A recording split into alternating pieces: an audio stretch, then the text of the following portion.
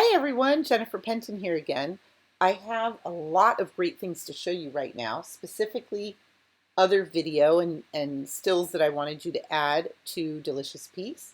The rate stretch tool, transitions, J cuts and L cuts, using video as a transition, getting rid of bad audio, and audio ducking. So let's get started.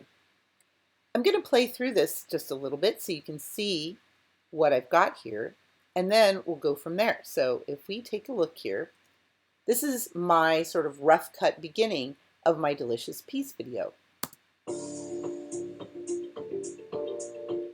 In the global world of commodities, coffee takes second place only to petroleum. Yet as we hand our dollars to our vendors, we rarely think about the farmers who are our partners in supplying our caffeine libation.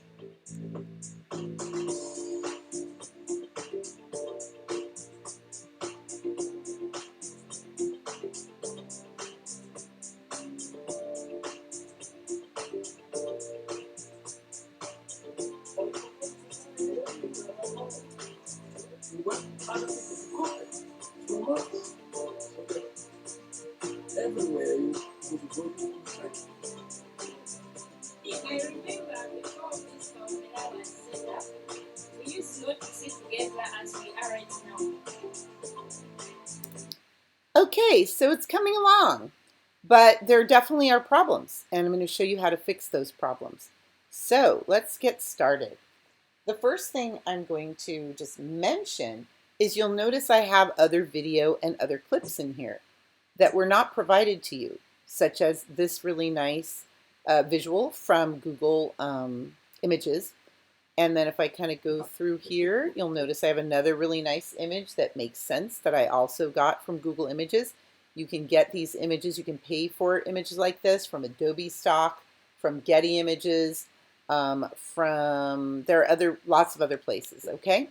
And as you can see, I have this nice video of a person drinking coffee. And then I have another nice, cool still that I zoomed in on of a map of Africa, which is really appropriate. Then it goes into this, which was provided by our Delicious Piece footage. So there you have it. So this is the kind of thing I want you to do for this video. Okay. Now you'll notice that this one. Let's move forward here. I'm just going to play a little bit. Yet as we hand our dollars to our vendors, we rarely think about the farmers who are our partners in supplying our caffeine libation. Okay, so this was a little too short to extend all the way to the next clip, right? So the first thing I would want to do is just, focus in on this clip, and I'm going to just use a tool that is within Ripple Edit called Rate Stretch, okay? I'm going to grab it, and I'm just going to drag it over, closing the gap, making sure that my snap and timeline is on. And now I think I closed the gap. It looks like I did because I also have snap on. So yeah, it looks like it's closed, but I could always just double check. There we go. All right, now this is going to play more slowly, but it closes the gap, and it's actually fine. It works well with the pacing of the video. So the next thing I'll do here is I will add a transition so that it transitions much like the one right before it. Now I do have this playing at full quality, so it is a little bit glitchy. So let's bring it down a little bit just so that we can see the playback better. It will look, the quality won't look as nice, but at least the playback will work. So what I'm going to do is I'm just going to go to Video Transitions, Dissolve. The way to get there is to get to your Effects tab. The way to get to your Effects tab is to click on the double arrows if you're somewhere else, like in your project, for example. You can double click on this little arrow, these double arrows here, and go to Effects. And once you do that, you can find Video Transitions, and I have Dissolve, Cross Dissolve. And all I have to do is just drag this right over to here, and I'm all set up now, so that should play very nicely. Let's just see how that plays. Make sure I'm here. I'm going to switch back to this selection tool. We rarely think about the farmers who are our partners in supplying our caffeine libation. It's a little glitchy, but you get the idea. Okay, so that's really nice. I just showed you how to use the rate stretch tool if you have a video that you need to fit just perfectly into another into your sequence. And I also showed you how to use cross dissolve. You can also use cross fades if you are dealing with audio transitions. Okay, right here, crossfade. So that can be really helpful. I mentioned that in a video where we were talking about, how to fix bad sound. Audio crossfades can really fix sounds going from one take to another take. All right, now let's talk about something else here. Let's say that I want over here, now you'll notice that my audio, my music was ducked down below here where we have Ed O'Neill narrating. It's not ducked down here. I showed you in another video how to use the audio workspace to do automatic ducking. But automatic ducking can be problematic, and it might actually sometimes be easier to just do it yourself. I'm going to show you that interface really quickly, and then I will probably do this myself. But let's take a look. So we can go here to Window, Workspaces, and I'm going to go to Audio.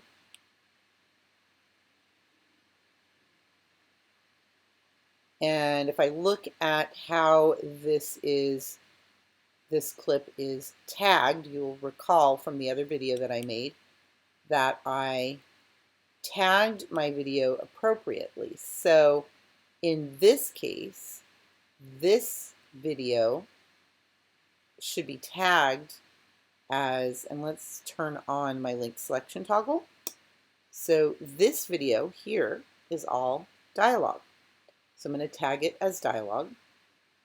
And Premiere often will automatically fix it for you, but you can click on some of these parameters, which will become effects in that dialogue.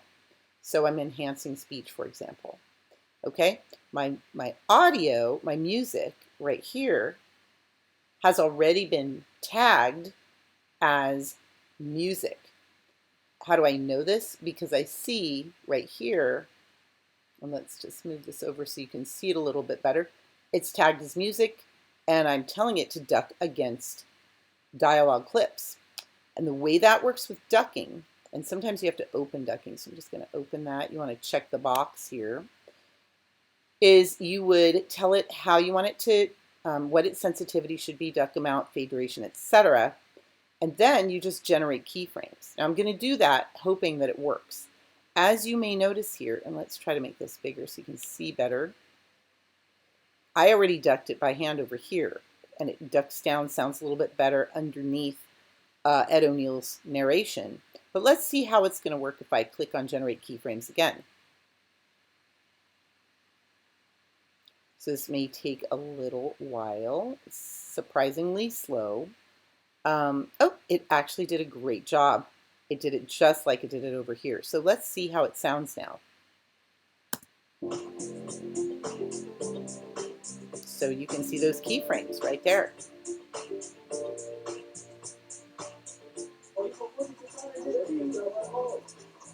We want other people to copy from us so that everywhere you could go, you could find this. Yeah, I remember. So as you can see, it did a pretty good job. Now I could always adjust these keyframes by hand if I want to, like drag them down. I'm not going to worry about that now because I want to keep this video short so that you can easily learn what you need to learn. But let's talk about J-cuts now. So the next thing is, let's go back into our editing workspace. And what I'm going to do is you'll notice that this man, his name is JJ, he starts speaking before we see his face.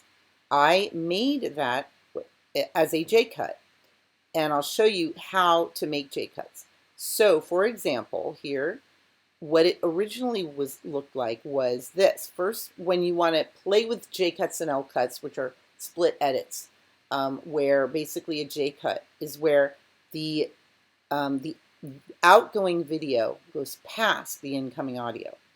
An L-cut is the opposite of that, and you'll see that in a moment. The first thing you want to do is you want to turn off linked selection toggle so that you can just focus on either audio or video. And the tool you want to use is the rolling edit tool. So if you'll notice, watch this. So let's play this for a second, again, so you can see. And I'm going to turn off snap. I'm also going to zoom in so we can play this more easily. Right here. So we hear JJ, but we don't see him yet. That's a J cut. Now we see him. Okay? So if I wanted, I could have the pouring coffee sounds continue. Whoop, Command Z. Let me get both of the audio so I can shift, click, and then I could drag this all the way over. And now I have a straight cut, right? So I hear them pouring the coffee, and then we don't see JJ. We don't hear JJ until we see JJ, okay? So now we have something like this. This is pretty exact, I think. And then he comes in. That's a straight cut. I made a J cut, as you could see. Okay, so let's just go back. That's my J cut. Seems it's much nicer. We hear him talking first. Okay. Okay. So if I wanted to, I could make an L cut. An L cut would work the opposite way. And you can do this either with your audio or your video. I'm going to roll, remember rolling edit, I'm going to roll this way. And, oh, you know what? I don't think it will let me. I think that's the end of that clip. So I'll do it a different way. Let's do an L cut this way. I could drag this over here. And now we're going to see him.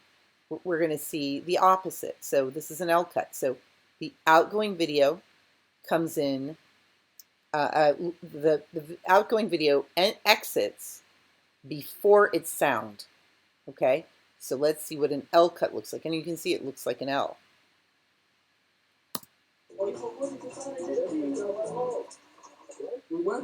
And as you can see, in this case, an L cut doesn't work. But it often works in many scenes. And we're going to see that later as I teach you more. But let's go ahead and leave it as a J cut because it's very nice this way. And remember, to make a J cut or an L cut, which together are called split edits. Okay, J cut is a split edit, and L cut is a split edit. You want to turn off your link selection toggle so you can choose either your video or your audio separately. And then you want to use not ripple edit, but the rolling edit tool. Okay, that's how to make J cuts and L cuts. All right, moving right along. Another thing that's really cool is that you can use a video as a transition. So I just showed you how to make cross dissolves a little bit earlier in this video, right? I just grabbed a cross dissolve from my effects over here on the left.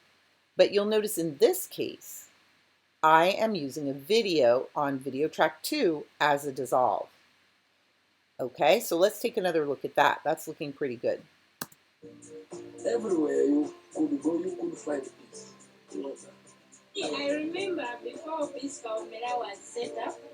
So that can be a really fun way to make a transition. So try to get as creative now that you understand Premiere a lot better than you did in the beginning of this semester. Try to get as creative as you can.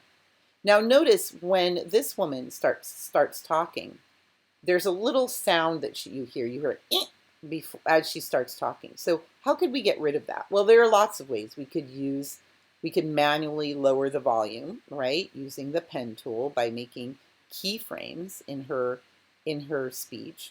Or we could just separate our link selection toggle, turn off our link selection toggle and just remove the part of the audio where she is sounding, where we hear that sound. So let's just drag this down for a minute so we can see this better. And drag this down so we can see that one better. Okay, so you can see what we could do is we could just, put keyframes on there and get rid of that extra sound. 2 keyframes and drag down. Or we could just get rid of it. So let's listen to it for a second. Yeah, I remember. So you hear this, I remember, right? So let's see. I'm going to zoom all the way in. I'm going to play it again so I can see that waveform better. I remember before. Okay, so I'm just going, I make sure I turn this off, use my selection tool, and I can just go ahead and maybe move that over a little bit and move this over a little bit since they are separate waveforms. I have my snapping, I could keep snapping on, but in this case I think I'm okay. And let's see if I got rid of that sound. Closer. I remember There before we go. this camera was set up. And very nice. Okay, I think that's it. Let me double check here. Yeah, so that's all. So I hope you enjoyed all of this and incorporate everything I just taught you into your next cut. Have a good day. Bye-bye.